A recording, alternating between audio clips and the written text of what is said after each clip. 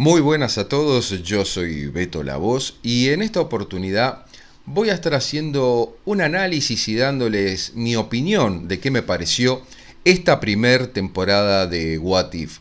Les aclaro obviamente que va a tener spoilers porque voy a estar hablando un poco de qué pasó en cada capítulo, así que a aquellos que no hayan visto la serie, yo les recomendaría que vayan a verla y después vengan nuevamente a este video y abajo en la caja de comentarios denme sus opiniones, a ver qué les pareció la serie en general, cuáles fueron sus capítulos preferidos o cuáles fueron los que menos les gustaron. Yo acá voy a estar analizando cada uno de los capítulos y después dar un análisis en general de qué me pareció esta primera temporada por el momento de What If. Así que vayamos a los títulos y comencemos con el análisis.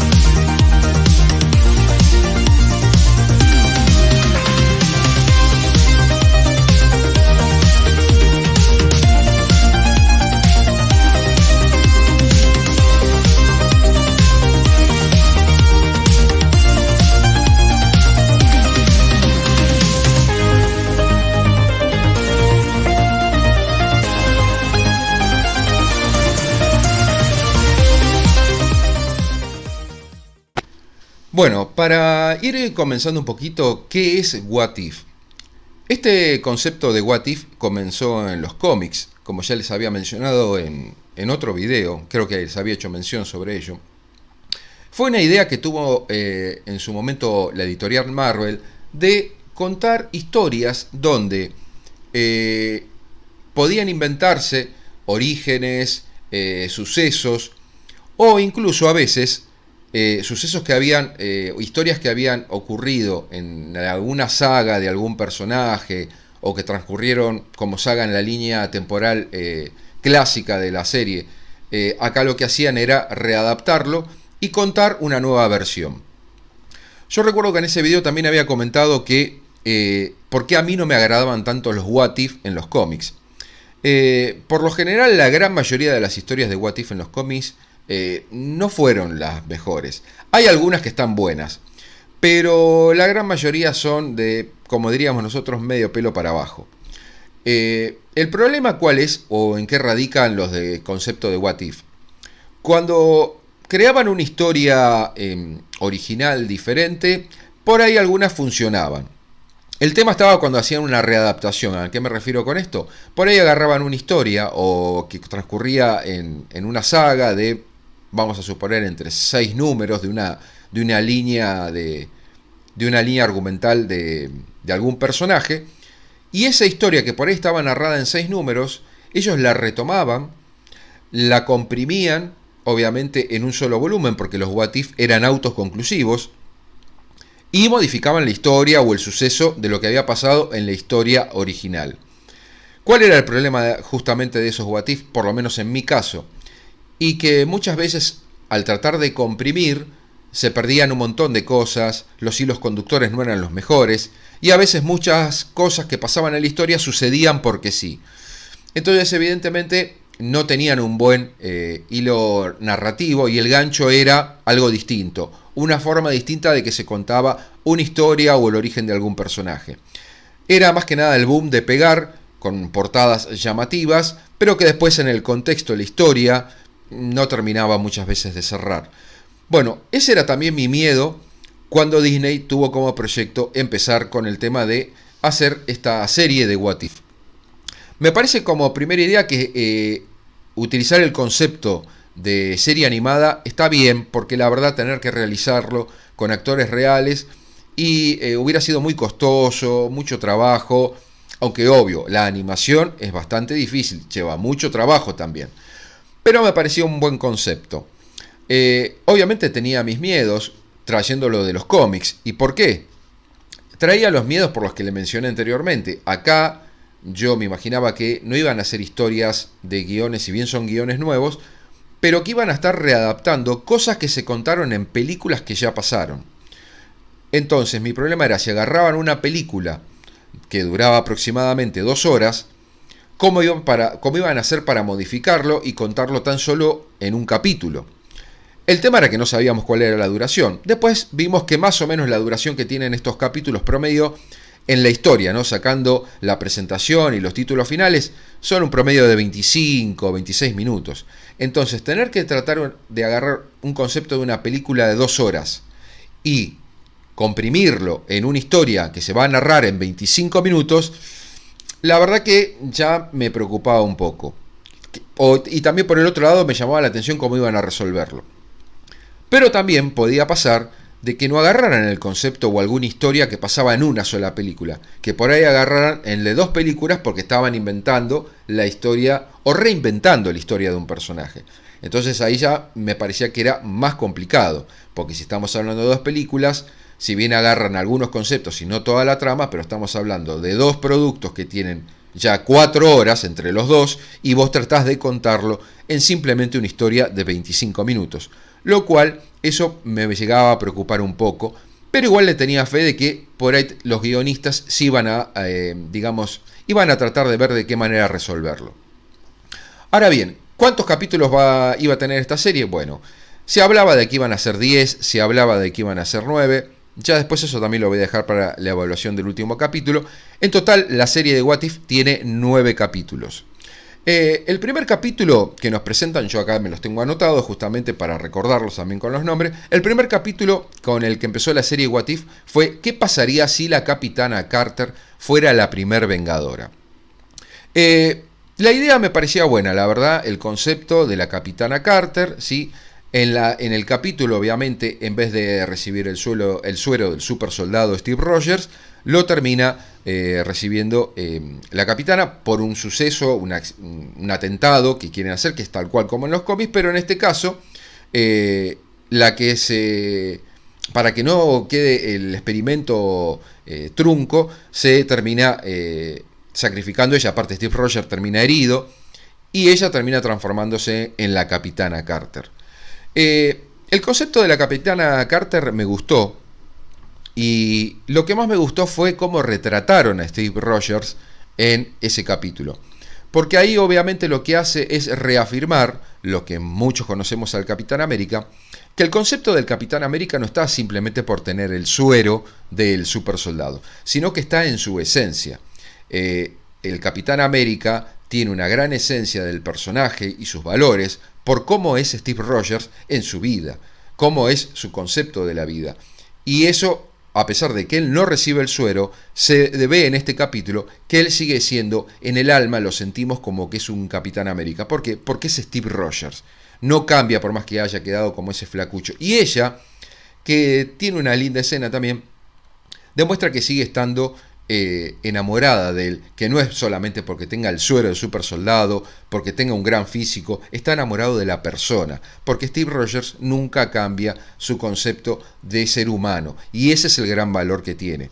Con respecto al capítulo, a mí la animación, dentro de todo, me gusta. Sigue teniendo esa animación estilo cartoon, pero creo que está muy mejorado, y la verdad que por ser el primer capítulo que presenta a la serie, me pareció correcto.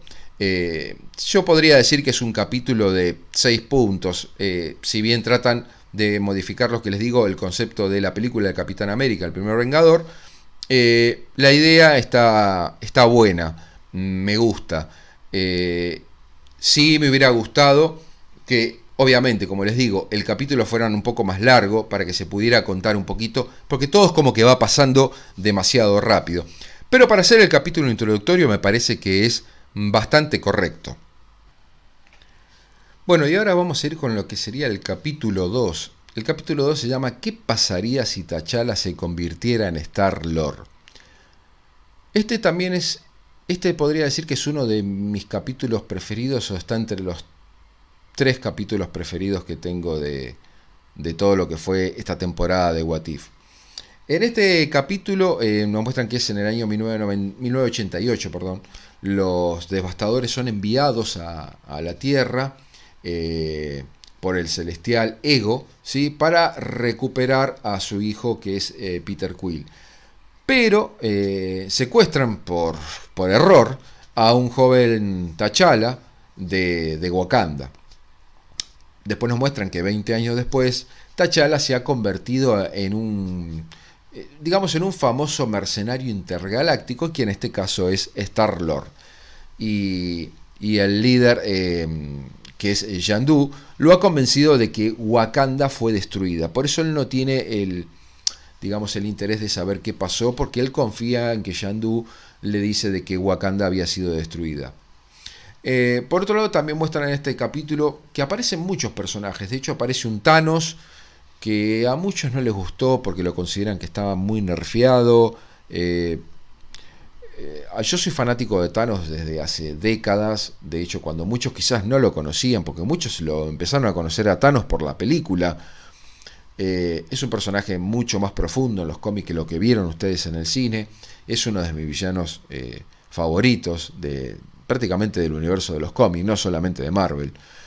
Pero sí es verdad que acá se lo ve como demasiado, sí, nerfeado, en este sentido de que se lo ve como no alguien tan imponente y tan poderoso.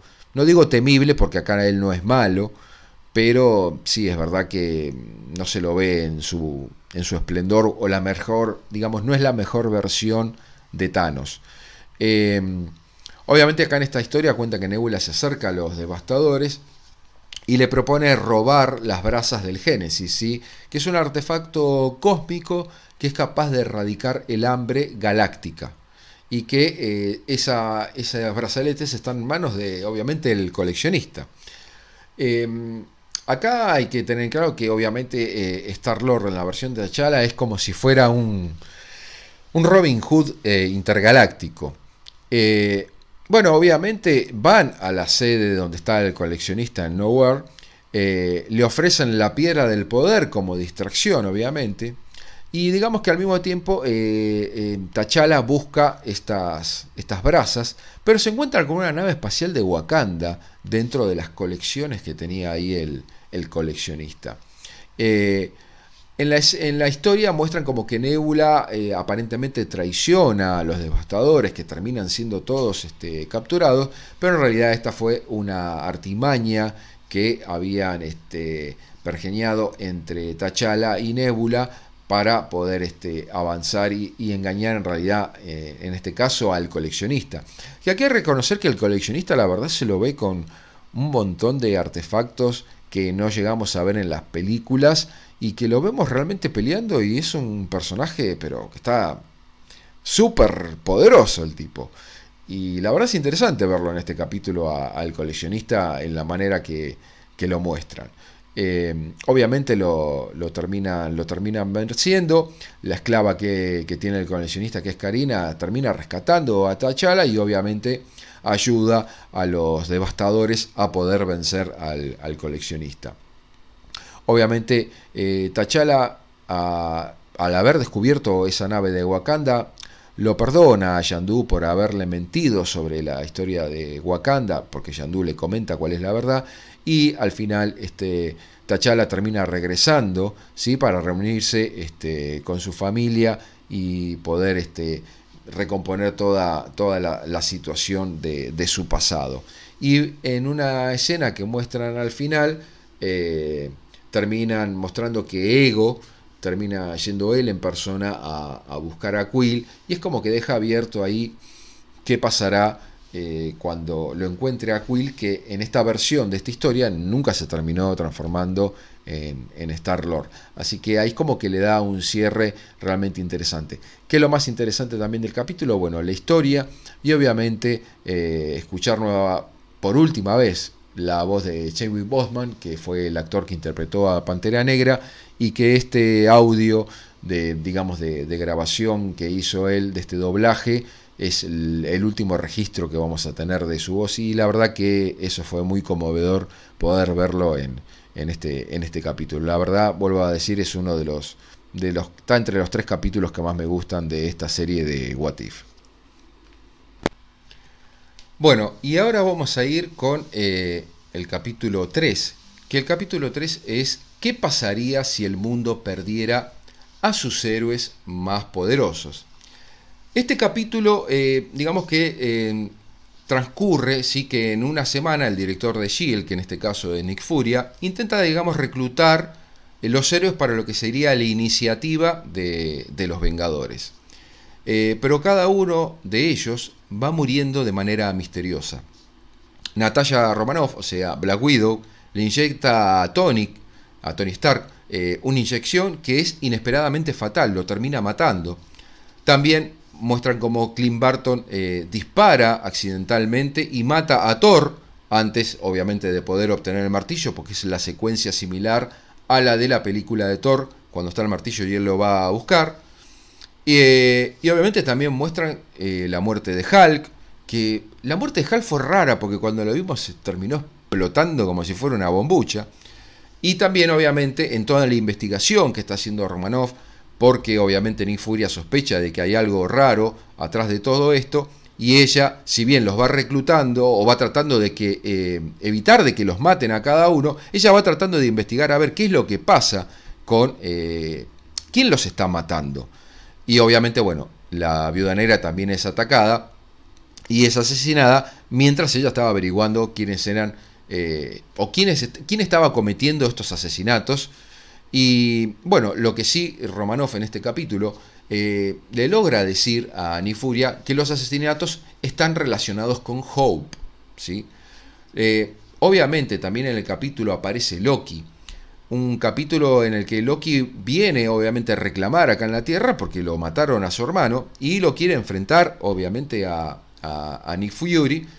Nick Fury lo único que le pide a él es que le dé un tiempo para poder saber qué es lo que está pasando, porque no solamente murió Thor, sino que le estaban matando a todos los personajes que él estaba reclutando para armar lo que era la iniciativa de los Vengadores.